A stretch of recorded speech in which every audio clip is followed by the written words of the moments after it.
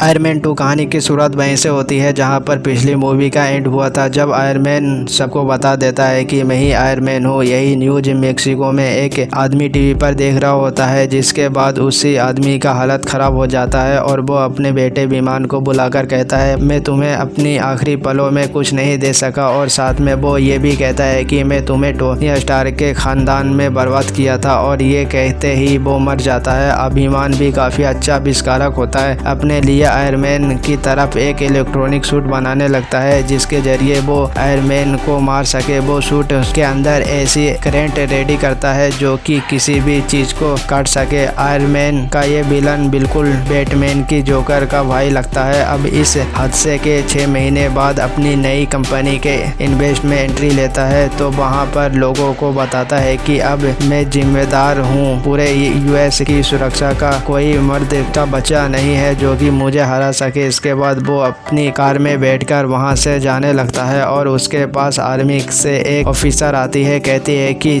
कल आपको कोर्ट में हाजिरी देने के लिए बुलाया है, जो कि आपके सूट के बारे में आपसे बात करना चाहता है। अगले दिन टोनी स्टार्क के कोर्ट में जाने के बाद जज टोनी स्टार्क को कहता है कि हम चाहते हैं कि तुम अपना सूट गवर्नमेंट को दे दो, क्योंकि अब तक किसी की जान लेने वाली मशीन को इंसान के पास रहने का हक नहीं दिया गया।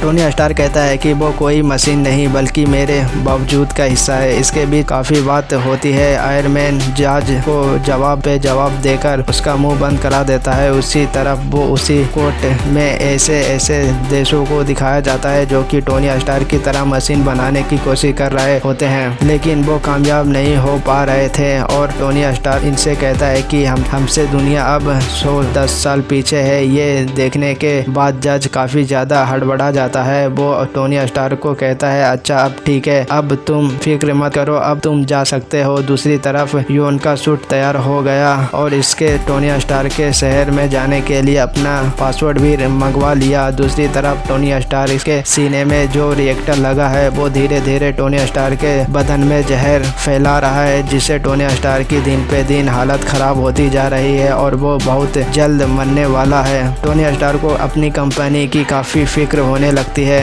इस वजह से वो अपनी सिक्योरिटी पेपर पोर्ट को बुलाती है और उसे कहता है कि मैं तुम्हें अपनी कंपनी का सीईओ बना रहा हूँ। ये सुनने के बाद पेपर पोर्ट काफी ज्यादा शौक और खुश हो जाती है। अगले दिन उसी कंपनी को पेपर पोर्ट के नाम पर ट्रांसफर करने के लिए एक वकील तनाशा आती है। दरअसल ये एक फील्ड की अंडरकवर एजेंट होती है, लेकिन यहाँ पर बेस बदल के आई होती है। टोनी स्टार्क पहले तो उसे थोड़ा बहुत फ्लर्ट करने लगता है और उसको सोशल मीडिया पर सर्च करता है, फिर अपना डॉक्यूमेंट कंप्लीट करके पेपर पोर्ट के नाम पर अपनी कंपनी ट्रांसफर कर देता है। अगले दिन एक कार रेस होती है जिसमें टोनी स्टार्क पार्टिसिपेट करता है। ये देखकर वहाँ की ऑडियंस काफी ज्यादा पागल हो जाती है, क्योंकि टोनी स्टार्क का नाम एक ब्रांड बन चुका था और वो जिस चीज को भी हिस्सा लेता था वो पॉपुलर हो जाती। इस वजह से उस रेसिंग पर पूरी दुनिया की नजरें होती है। रेस स्टार्ट होने के बाद उसी रेस के रोड के दरअसल दरमियान भी विमान आ जाता है और एक गाड़ी को अपने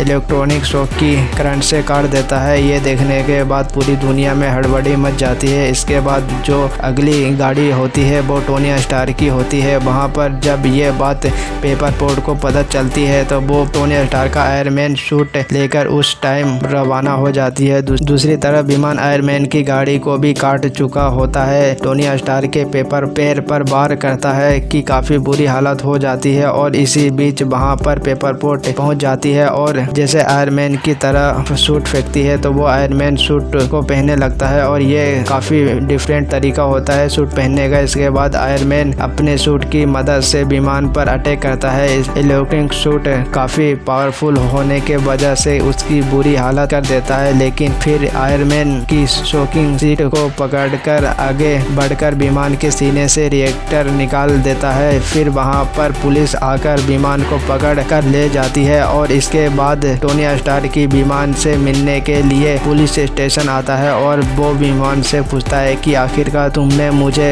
पर हमला क्यों किया? तुम्हारी टेक्नोलॉजी काफ़ी अच्छी थी, तुम चाहते तो इसको बेचकर लाखों करोड़ों कमा सकते थे, बस तुमने गलती कर दी। अगर तुम अपने इलेक्ट्रॉनिक मैनेजमेंट फील्ड को डबल कर देती तो फिर मैं शायद जिंदा नहीं रहता और यहाँ पर नहीं होता। इसके बाद टोनी स्टार को वहाँ से चला जाता है, लेकिन थोड़ी देर में एक ऑफिसर आता है। वो विमान को खाने की प्लेट में एक जेम देता है और इसके लिए वहाँ पर चाबी भी रखा और विमान की जगह पर एक दूसरे के कैदी को लाता है। विमान उस कैदी को मार देता है और चाबी से ताला खोलकर वहाँ से निकल जाता है और अपने रूम में एक बॉम्ब ब्लास्ट कर देता है, जिसमें विमान के डुप्लीकेट मारा जाता है, लेकिन दुनिया के लिए असली विमान मर चुका था। विमान के जेल से निकलते ही कुछ लोग उसको पकड़कर एक कंपनी को ले जाते हैं। वो कंपनी जस्टिस गेमर की होती है। वहाँ पर जस्टिस मौजूद होता है। रो विमान को खाने के कहता है और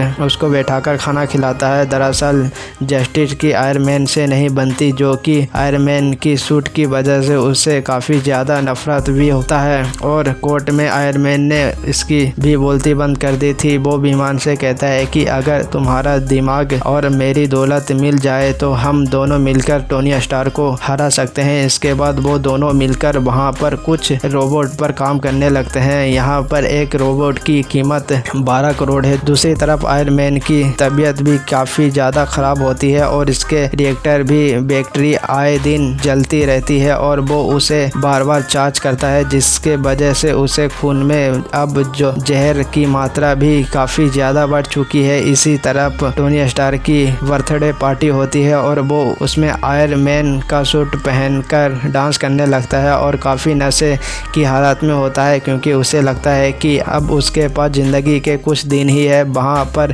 पेपर पोट आकर उसको रोकने की कोशिश करती है, लेकिन वो नहीं रुकता और फिर आखिरकार उसको रोकने के लिए उसके दोस्त जेम्स को उसकी बेसमेंट में जाकर उसी की पुराना आयरन मैन सूट पहनता है। दरअसल इस जेम्स को इस मूवी के अंदर पिछले जेम्स के रिप्रेजेंट कर दिया है। वो सूट पहनकर टोनी स्टार के पास आता है और उसको रोकने के लिए के नहीं रुकने पर इन दोनों के बीच लड़ाई हो जाती है। ये दोनों एक दूसरे को काफ़ी पीटते हैं, लेकिन फिर जेम्स वहाँ से आखिरकार सूट लेकर चला जाता है। इसके बाद अगले दिन टोनी स्टार बड़े आराम से बैठकर खा रहा होता है पिज्ज़ा। इसके बाद उसके पास आता है